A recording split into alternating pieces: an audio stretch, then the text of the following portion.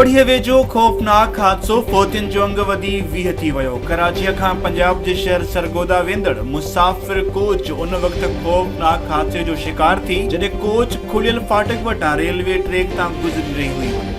फाटक खुलियल हुजण करे हादसो पेश आयो आहे। सूबाई वज़ीर अवेज़ शाह हादसे वारे हंधि पहुची सूरत हाल बाबति जाइज़ो ऐं ॼाण वरिती, जंहिं बाद हिन चयो त केतिरा ई भेरा रेलवे इंतज़ामिया खे चई चुका आहियूं त ही फाटक बंदि कयो, पर ॿुधनि कोन था।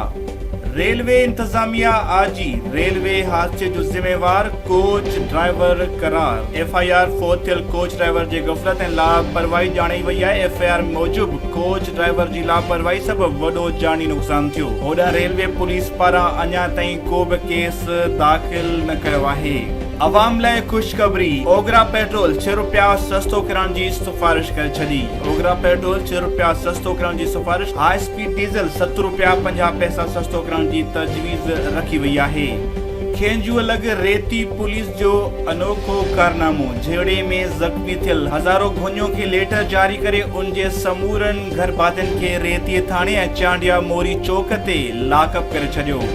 खेंजूअ खां डेरकी तरफ़ ईंदड़ रोड जी मेन टुटल पुल जो कम शुरू, रवासियुनि में ख़ुशीअ जी लहर। रवासियुनि पारां हलायल तहरीक ते जहांगीर खान शर वाइदो कयो त पुलूं पंहिंजे ख़र्च ठाराईंदुसि। नेठ वाइदो वफ़ा करे पुलनि जो कम शुरू करे छॾियो आहे। कंदकोट पुराणी तकरार तां नौजवान क़तल, 3 ॼणा ज़ख़्मी। कंदकोट में मसरूफ़ रोड ते मोटरसाइकिल सवार हथियारबंदनि जी फायरिंग, 1 नौजवान क़तल, 3 ॼणा ज़ख़्मी। इलाइक़े में डहकाव ए सेक्शन थाणे जी हद में मोटरसाइकिल शोरूम ते बीठल माण्हुनि मथां मोटरसाइकिल सवार हथियारबंदनि छिती फायरिंग करे ॾिनी। मोटरसाइकिल शोरूम ते बीठल नियाज़ अहमद बाशकानी क़तल थी वियो, जॾहिं त यार मोहम्मद बंगवार, ज़ैन मोहम्मद लाशारी, हुबदार मिरानी ज़ख़्मी थी पिया। वधीक ख़बरुनि ऐं न्यूज़ अपडेट्स लाइ ॾिसंदा रहो फास्ट न्यूज़।